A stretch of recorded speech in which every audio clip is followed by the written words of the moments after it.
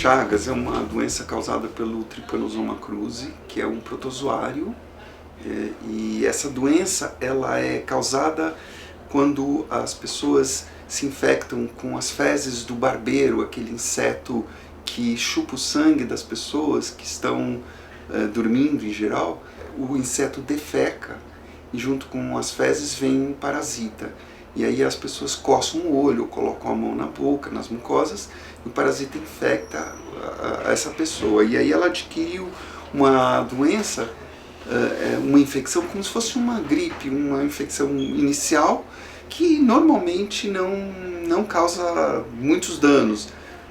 Existem algumas infecções iniciais que podem ser perigosas quando a gente se alimenta com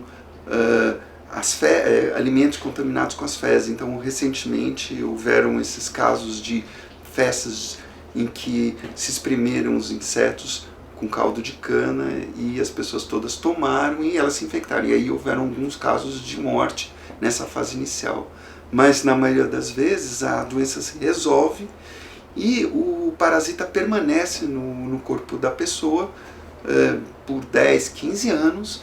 E de cada 10 pessoas infectadas, 3 a 4 acabam desenvolvendo uma doença que a gente chama crônica, que leva de 10 a 20 anos. E essa doença crônica que vai ocorrer, em alguns indivíduos ela causa uma fibrose no coração, prejudicando a função cardíaca, e em outros casos ela causa um aumento, uma desenervação do intestino, causando uma síndrome que a gente chama megacolon. Nesses casos, essas pessoas têm que ser tratadas, muitas vezes tem que ser feito um transplante cardíaco ou remoção da região do intestino, e em alguns casos também afeta o esôfago, senão a pessoa vai a óbito. Então é uma doença que acomete, a gente tem dados recentes de que na América do Sul existem 8 milhões de pessoas infectadas. Ela já foi muito mais intensa, mas hoje, graças ao combate do inseto, desse transmissor que é o barbeiro, não tem havido uma transmissão, uma infecção tão intensa. Outra forma de se adquirir a doença é através de transfusão sanguínea. Se uma pessoa que é chagásica doa sangue, ela pode transmitir o parasita. Por isso que nos bancos de sangue, no Brasil principalmente, na América do Sul também, há um controle para saber se o doador não tem chagas. E finalmente existe a transmissão congênita de mãe para filho, que também ocorre. O Brasil, a transmissão está relativamente bem controlada, porque os insetos foram eliminados e há o controle no banco de sangue durante a gestação. Mas ainda existem casos. A doença é importante na América do Sul, no norte da Argentina e sul da Bolívia, existe transmissão ativa pela transmissão dos insetos. E é mais difícil de controlar. E hoje em dia também a doença se espalhou pelo mundo por causa da imigração. Pessoas na América do Sul foram morar na Europa, no Japão, nos Estados Unidos, e lá eles não fazem esses testes nos bancos de sangue, então está havendo transmissão de chagas para pessoas na Europa, nos Estados Unidos. E o número não é tão pequeno assim. O Trypanosoma cruzi, ele cresce nesse inseto, nesse barbeiro, dentro do intestino dele. Então o barbeiro ele só se alimenta de sangue, e esse é o mesmo alimento que o Trypanosoma usa dentro do barbeiro. E esse barbeiro ele tem uma característica interessante, que ele só se alimenta uma vez por cada muda. Então é um inseto que tem 7 estágios larvais e ele vai se alimentando a cada estágio. Entre uma alimentação e outra ocorre um período de 2, 3 semanas. No final de cada 2, 3 semanas, o barbeiro infectado, o inseto infectado, elimina nas fezes as formas do parasita infectivas. Então elas no tubo digestivo do barbeiro elas não são capazes de infectar o homem, mas no fim do tubo digestivo ela é. E aí é onde ocorre a infecção. E aí ela entra no corpo e infecta as células. Ela entra dentro das células e dentro das células ela se transforma nas formas proliferativas que crescem no interior de uma célula.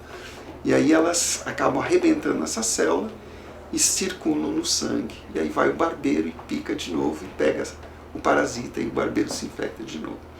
A doença, o ciclo de vida ocorre comumente nos animais, gambás, racuns e outros animais silvestres que vivem em contato com os insetos. Então existe um reservatório na natureza de animais e de parasitas. A doença de Chagas, ela foi descoberta por um brasileiro chamado Carlos Chagas, por isso que tem o nome, em 1908, nós completamos 100 anos, e foi nessa época que o Carlos Chagas descreveu totalmente como a doença funciona, com um trabalho impressionante, mais de 100 anos atrás. E levaram alguns anos para se desenvolver alguma droga capaz de curar esses pacientes. E a aplicação dessa droga também foi muito atrasada, porque as pessoas, como ela levava muitos anos para aparecer como clinicamente, para ter esses problemas no coração e no intestino, achavam que não era causada pelo parasita que o Carlos Chagas desenvolveu. Então somente nos anos 50, 60 do século passado é que se desenvolveu duas drogas que são hoje chamadas de benzidazol e nifurtimox, são os únicos remédios. Mas elas são muito tóxicas, então as pessoas que tomam esses remédios têm muitos efeitos colaterais e muitos problemas. E ela não é totalmente eficaz, principalmente depois que aparecem os sintomas. Então as nossas pesquisas são mais voltadas para entender como o tripanosoma sobrevive e lida com as defesas do hospedeiro. Então recentemente nós descrevemos uma enzima que está no parasita, que é um sensor de um fator que é importante para o crescimento do parasita, que é o grupamento M. O M é aquele anel que carrega o ferro, que se complexa com a hemoglobina, que dá cor vermelha para o sangue, que fica dentro dos glóbulos vermelhos. Esse M, então, ele liga o oxigênio, mas ele também está em muitas enzimas que dependem de reações de óxido-redução. O parasita não faz M, ele não fabrica essa, mas ele precisa. Então ele tem que tirar o M da onde ele está, ou do sangue do barbeiro, ou de dentro das nossas células. E a gente está vendo que tem uma enzima que detecta quanto de M tem e sinaliza o momento de passar de um lugar para o outro, de um hospedeiro para o outro. Então, nós caracterizamos essa enzima e a gente sabe hoje que se a gente bloqueia a ação dessa enzima, a gente impede o desenvolvimento parasita. Então uma coisa importante nas nossas pesquisas é entender como essa enzima funciona, como que ela é regulada e finalmente a gente poder gerar inibidores que amanhã podem ser usados como remédios alternativos, como drogas alternativas para a doença de Chagas.